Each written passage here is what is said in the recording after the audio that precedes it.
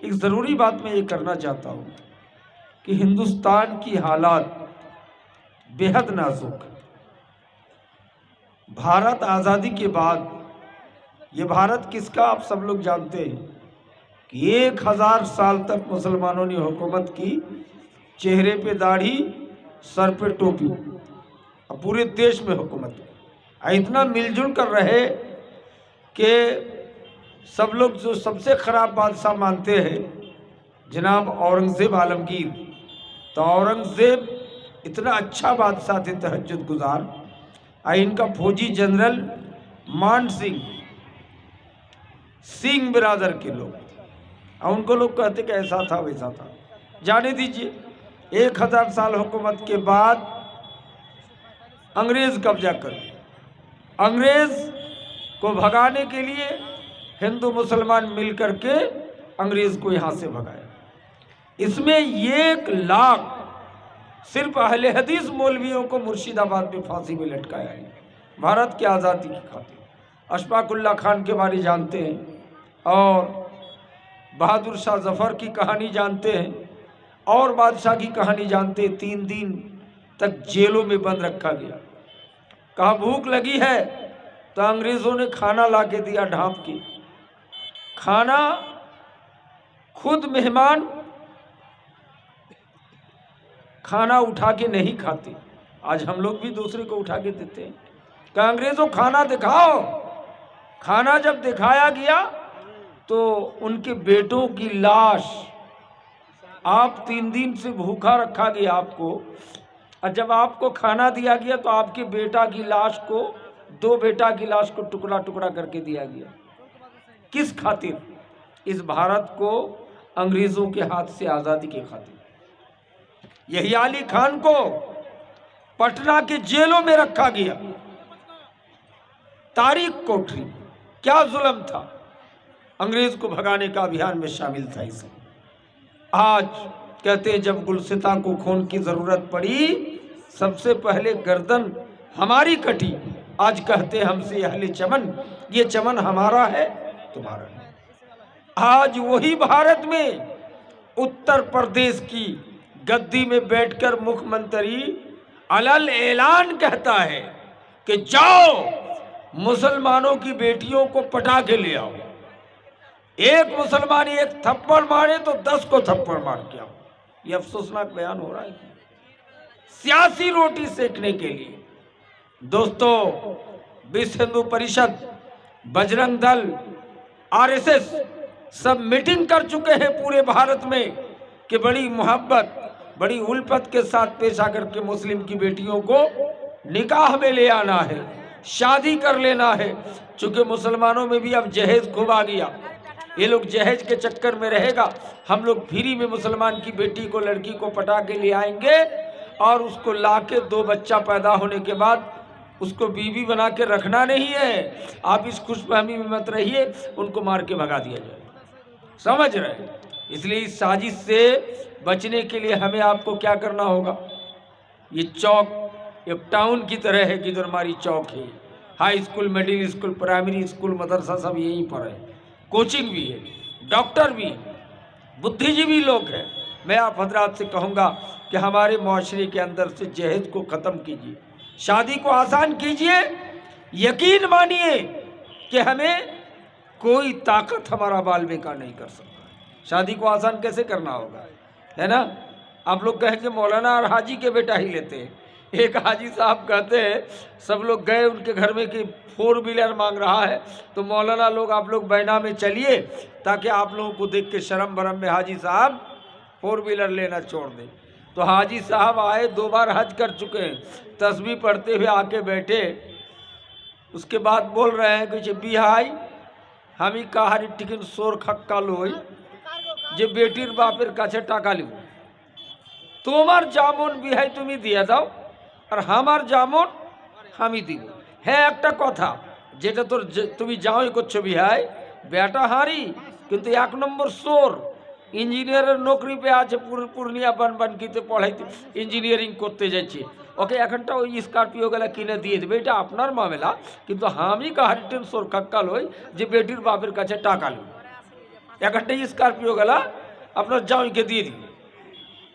दक्षिण स्टाइल निकाह को हमने मुश्किल बनाया है, इसलिए हमारी पर मुसीबत। ये जहेज लेना देना पूरी दुनिया जानती है हराम। जहेज का पैसा गिन के एक डिजाइन का स्कॉर्पियो बनाती में ले जा रहे हैं। शर्म आनी चाहिए मेरे भाई। दुनिया साजिश की तरफ, हम किस तरफ जा रहे हैं, इसलिए इससे बचे। दूसरी बात, सबसे खतरनाक जहेज क्या है, नोट कर लीजिए। कोई मौलवी आज तक नहीं बताया होगा आपको। अगर बताया हूं तो मैं ही शायद ये जुमला फखर में नहीं कह रहा हूं, पता नहीं इस तरफ लोग रुख नहीं करते। सबसे खतरनाक जहेज अल्लामा इब्न तैमिया ने लिखा है कि सबसे खतरनाक जहेज यह है कि हर लड़का कहे कि मैं खूबसूरत लड़की से शादी करूंगा। हर लड़का कहे कि मैं खूबसूरत लड़का से शादी करूंगी, ये सबसे खतरनाक जहेज। या हर लड़की बोले कि मैं खूबसूरत लड़का से शादी करूंगी, यही खतरनाक जहेज। आप कहेंगे किस तरह? जी हाँ, आपने देखा है काले के पेट से गोरा पैदा हुआ, बदसूरत के पेट से खूबसूरत बच्चा पैदा हुआ, खूबसूरत के पेट से अपाहिज पोलिया मारा हुआ बच्चा पैदा हुआ है। इसलिए हरगिज इसका ख्याल मत रखें कि हम नस्ल ठीक करेंगे, हमारे खानदान में सुंदर कम है तो हेमा मालिनी की पोती ले आएंगे। सबसे खतरनाक जहेज यही है। अगर सब लोग खूबसूरत लड़की से शादी करना चाहते हो नौजवान दोस्तों, तो अगर कोई मुआशरे में कम खूबसूरत है, कोई काली हो गई है, किसी के मुंह में चेचक का दाग आ गया, तो वो किसके लिए छोड़ रहे हैं? आप इंसाफ कीजिए। अमीर गरीब मजदूर सब चाहे कि हम सुंदर से शादी करेंगे, तो उसको किसके लिए छोड़ रहे हैं? तब ऑटोमेटिक बात है कि हमारी योगी जी यूपी के मुख्यमंत्री की बात पूरी होगी कि भागकर किसी गैर के साथ, संथाल के साथ, मुसाहर के साथ चली जाएगी, बेसियागिरी करेगी। इसलिए अपने मुआशरे को अगर बचाना चाहे, इसका खास ख्याल रखे कि अगर लड़की दीनदार है तो कम खूबसूरत है तो भी शादी कर लें। शायर कहता हुस्ने सूरत चंद रोज़ा, हुस्ने सीरत मुस्तकिल, उससे खुश होता ही निगाहें, इससे खुश होता है दिल। हालांकि इस्लाम धर्म, अच्छा हमारे मौलाना लोग तकरीर करते हैं औरतों के बारे में, तो सब औरत को डरा देते हैं, वही सब हदीस ज़्यादा बयान करते हैं। क्या आप लोगों को जहन्नम पे जलते हुए देखा? नबी कायनात ने ऐसा कहा वैसा कहा। औरतें सोचती हो गए एक तो इस्लाम में पर्दे में रहना है यार, इतना जुल्म, लेकिन फजीलत कोई बयान ही नहीं किया। फजीलत सुन लीजिए मेरी माँ बहन, 2 मिनट। फजीलत औरत, हिंदू धर्म में क्या लिखा है? अगर किसी औरत का शौहर मर जाए तो उसको भी जिंदा लड़की को जला दिया जाएगा। वेद में, महाभारत में, गीता में, मनुस्मृति में लिखा है कि उसको भी जला दिया जाएगा। भारत की शक्तिशाली प्रधानमंत्री श्रीमती इंदिरा गांधी जी, इनका शौहर जब मर गया था तो सती प्रथा के कानून के तहत, वेद और पुराण के तहत इंदिरा को भी जलाने की बात आई थी कि जिंदा जला दिया जाएगा। मेरी माएँ सुन लो, इंदिरा भागकर भारत आके तकरीर की थी और बोली थी कि सबसे उत्तम धर्म मजहब इस्लाम है, जिसमें ये पावर दिया गया है कि अगर किसी औरत का शौहर मर जाए, औरत अभी जवान है, शादी के लायक है, तो 40 दिन शोक व्यक्त के बाद किसी भी आदमी से शादी कर सकता है। मेरी माए, ये इस्लाम ने आपको फजीलत दी, दुनिया के किसी धर्म ने नहीं दी। दूसरी फजीलत, हिंदू धर्म में जब हैज आता था, औरतों को हैज तो आता ही है, महीने में किसी को 6 दिन 7 दिन, अलग अलग खानदानी हिसाब है, तो करते क्या थे? उस औरत को ले जा करके लड़की को एक मड़ई बनाकर, मचान बनाकर नदी के किनारे पे रख दिया जाता था और टिफिन क्लियर में खाना जाएगा। 10 दिन के बाद जब हैज खत्म हो जाएगा तो एक परिंदा पकड़ के लाता है, ला करके उस औरत की शर्मगाह में सूंघाया जाता है। अगर बदबू से परिंदा मर जाए तो इसका मतलब कि हैज से पाक हो गया, माहवारी से, तब उसको घर आने के लिए दिया जाता। मेरी माए, देखा आपने क्या बोला? दुनिया के हर धर्म की किताब कि हैज आए तो उनको बाहर रख दो, और इस्लाम ने क्या कहा? मेरे नबी कायनात ने फरमा दिया कि अगर औरत को हैज व निफास आए, माहवारी आ जाए, तो तुम अपने घर ही में रखो, उनके साथ सो भी, खाओ भी, पियो भी, इल्ला निकाह, नबी ने कहा उनसे सेक्स मत करना, चूँकि हालत हैज़ में अगर सेक्स करोगे तो तुमको खतरनाक बीमारी हो जाएगी। जो पढ़ी लिखी लड़की होगी, पढ़ी लिखी औरत होगी, वो अपने हस्बैंड को आगाह कर देगी कि देखिए मुझे माहवारी आ गया है, इस बीच में आपको कुछ करना उड़ना नहीं है, साथ में सो सकते हो, बैठ सकते हो, लेकिन वती नहीं करना है। इस्लाम धर्म ने ये पावर दिया। हत्ता के रमज़ान में सहरी खा ले तो खा सकती है, समझ रहे, सहरी बनाएगी, सब कुछ करेगी। हिंदू धर्म ने, बुद्धिस्ट ने, जैन ने, सिखों ने, क्रिश्चियन, यहूद, नसारा, क्या क्या इन्होंने कहा कि उसको ले जाके मड़ई पे रखो, और आपके नबी ने उसको जिंदा रखने का हुक्म दिया, साथ में सुलाओ। मेरी माँ, इस्लाम ने आपको ये मकाम दिया कि हिंदू धर्म ने, सिखों ने नहीं दिया। तीसरी बात, नबी ने कहा कि हर औरत लड़की को भी भाग लगेगा, मीरास। कुरान में कहा अल्लाह ने वलिद करो मिस्ली हद्दिल उनसैन, यानी बेटा को अगर 10 कट्ठा ज़मीन मिलेगा तो बेटी को 5 कट्ठा देना है। अगर नहीं दिया तो सब लोग गुनहगार हो जाएगा, जहन्नमी हो जाएगा। मेरी माए, दुनिया का कोई धर्म इस्लाम धर्म के अलावा बुद्धिस्ट, जैन, क्रिश्चियन, यहूदी, मूसा का धर्म, ईसा का धर्म, अमेरिका का धर्म, वेद, कुरान, महाभारत, मनुस्मृति किसी में लिखा है? किसी ने नहीं लिखा है। लेकिन मजहब इस्लाम ने लिखा है कि बेटी को हर चीज में हिस्सा देना है, घरानी में भी, डी में भी। अगर बेटा को 2-2 कट्ठा मिला है तो बेटी को 1-1 कट्ठा देना होगा। बेटी नाले खुशी में अलग बात है कि हमारे भाई लोगों के पास कम है इसलिए रख लीजिए, वो अलग मामला, लेकिन बाप होने के नाते उनको बराबर दे के जाना है, समझ रहे हैं? नीज अगर आपका 2 लाख है, 2-2 लाख करके बैंक बैलेंस पैसा बेटा को दे रहे हैं तो बेटी को भी 1-1 लाख आधा देना होगा। ये इस्लाम ने आपको मकाम दिया है मेरी माँ बहनों। और सुनिए, हिंदू धर्म में लड़की पैदा होती ही जिंदा गाड़ दिया जाता था। दलील बुखारी मुस्लिम की रवायत है, कैस बिन आसिम पहले हिंदू था, मुशरिक था, उसने अपनी जवान बेटी को, जवान तो नहीं, नीम लाई, 13 साल की बच्ची को जिंदा गाड़ने के लिए गड्ढा खोदा, और इतना मेहनत से गड्ढा खोदा, इतना ज्यादा गड़ा कि गड्ढा खोदते खोदते पसीने से सराबोर हो गया। तो उसको झाड़ रही थी वो बेटी कि अब्बा आप पसीने से सराबोर हो गए, आपका कपड़ा गंदा हो गया, क्यों ऐसा कर रहे हैं? लेकिन बेटी नहीं समझ पाई थी कि यही हमको जिंदा गाड़ दिया जाएगा। वही मड़ौर कर जिंदा बेटी को गाड़ दिया, भाग आया। इस्लाम कबूल करने के बाद साहबी रसूल बाद में हुई। मेरी माए, दुनिया के हर धर्म में बेटी को जिंदा गाड़ा जाता था। मेरे नबी ने जिंदा गाड़ना तो दूर की बात कहा, 3 बेटी को पाला पोसा, अच्छे घराने पे शादी कर दी। उन बेटी के बाप के लिए जन्नत वाजिब है, वाजिब है, वाजिब है। इस्लाम ने देखा अच्छा मकाम दिया। मेरे भाई, मैं ज़्यादा कहना नहीं चाहता हूँ, बड़ी लंबी बातें हैं। मैं आपको ये कहूँगा कि औरतों को सबसे ऊंचा मकाम मजहब इस्लाम ने दिया है मेरी माए। और सुनना चाहते हैं, हजरत अबू दरदा कट्टर मुशरिक था, पहले हिंदू था, बुद्ध के पुजारी था, अपनी जवान खूबसूरत बेटी को कुएं में गिरा के पत्थर मार मार के संसार कर दिया था। लेकिन इस्लाम कबूल करने के बाद वही अबू दरदा पक्का सहाबी हो गए। सहाबी हुए, तो ये जुमला कह के ख़त्म करता हूँ। सहाबी होने के बाद उनकी खूबसूरत बेटी थी, शादी के लिए निकाह का पैगाम लेके आया प्रधानमंत्री उस वक्त का, कौन? अमीर मुआविया। किन के लिए? उनके छोटे बेटा के लिए, यजीद के छोटे भाई के लिए। कहा कि शादी करा दो, देखने आया हो। हमारा आप होते तो खुश हो जाते, क्या रे एमएलए साहब अपने बेटा से शादी के लिए आया है। यहाँ एमएलए नहीं, प्रधानमंत्री का बेटा का रिश्ता लेके आया है, गरीब के घराने में, हजरत अबू दरदा की बेटी को बहू बनाने को।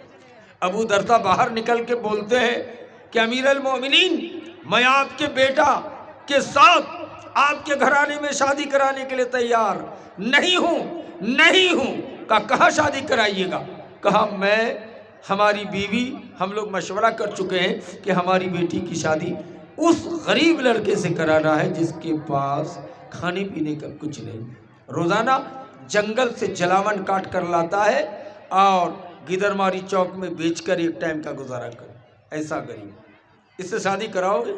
कोई है जो हाथ उठा के बोल सकता है कि हमारी बेटी पागल नहीं, हमारी बेटी बदसूरत नहीं, यानी हमारी बेटी खूबसूरत है, होशियार है, पढ़ी लिखी है, और उस बेटी की शादी किसी गरीब से करा दिया? नहीं कराएगा, है ना। एक साहब तो कहते मेरी बेटी MBBS कर रही है मौलाना सिरशाबादी में, हम लोगों की बधिया में हमारी बेटी का जोड़ा मिलना मुश्किल है, लगता है बिहारी में जाना पड़ेगा। एक हफ्ते के बाद खबर मिली कि पटना में उनकी बेटी एक राजपूत हिंदू लड़के से कोर्ट मैरिज करा लिया। कहा तो अब तो जोड़ा मिल गया। तो बेटी का बाप भी कभी जुल्म करते हैं मेरे भाई, इसलिए बेटी के बाप को भी चाहिए कि रिश्ते में इतनी शिद्दत न कर। आजकल तो एक नया दौर आ गया है, लड़का नीचे पाए खाड़ो अच्छे की ना कि कुछ लड़का बिहा दो হবে না, नौकरीदार हो लेती तुम, फाला हो लेती तुम। इसलिए इसके जरिए हमने इस्लाम को बर्बाद किया है। कर दो। एक हदीस सुना के बाद ख़त्म करता हूँ, चतुर्वेदी साहब आ गए हैं।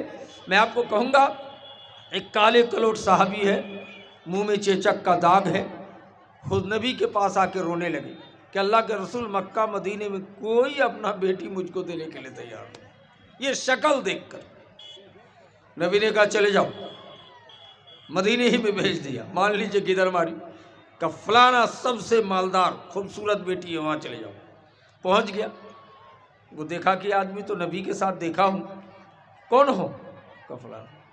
क्यों आए हो? कहता आपकी बेटी को निकाह का पैगाम देने के लिए, शादी करने के लिए। चूँकि शादी में लड़के का देखना, जो शादी करेगा उसी के लिए देखना सुन्नत है, समझ रहे।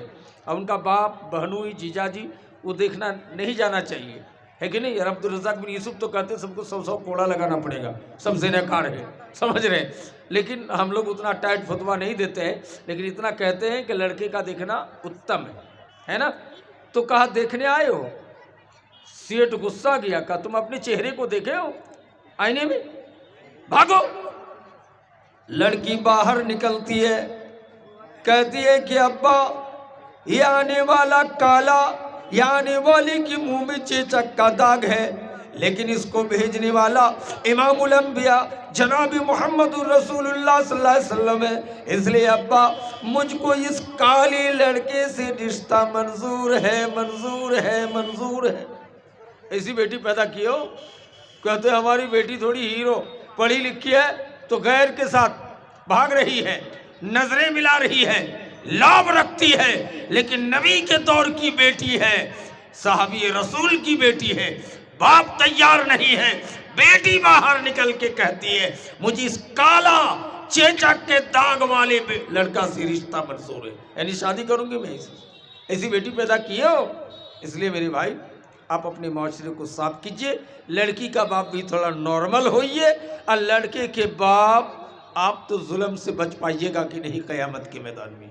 मेरे भाई ये जो पैसा गिन के लेते हो 2 लाख 2.5 लाख, एक साहब 1 करोड़ लिया है ना, बाप की अकलौती बेटी, तो दामाद मिला है MBBS डॉक्टर, 1 करोड़ रुपया गिन के दिए, 100 लाख। सिरशाबाद दूसरी बिरादरी नहीं, शेखो सैयद नहीं, 1 करोड़ रुपया गिन के दिया है, रिश्ता मंजूर हो गया है, शादी।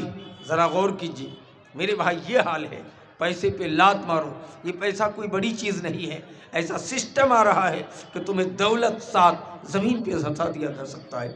इसलिए मेरे भाई बाहरी मुकर्रिर हैं, उलमा आए हैं, वैसे मैं भी तो घंटा घंटा आपको तकरीर बड़े मज़ेदार अंदाज पे कुरान और हदीस की बात सुना सकता हूँ, लेकिन यहाँ मेरी सदारत है, जलसा नहीं, तकरीर में मेरा नाम नहीं है। इसलिए आप हजरात से गुजारिश है कि आप हजरात चंदा दें, चतुर्वेदी को सुनने के बाद नहीं भागे। एक अच्छे बंगला खतीब, मेरी माँ बहन आप सुन लें कि बंगला में बहुत टॉपर खतीब मौलाना मनीरुल इस्लाम इफ्ताही को सुन के जाएँ। नूर मोहम्मद की तरह बड़ी अच्छी तकरीर करते हैं, उसका खास ख्याल रखें।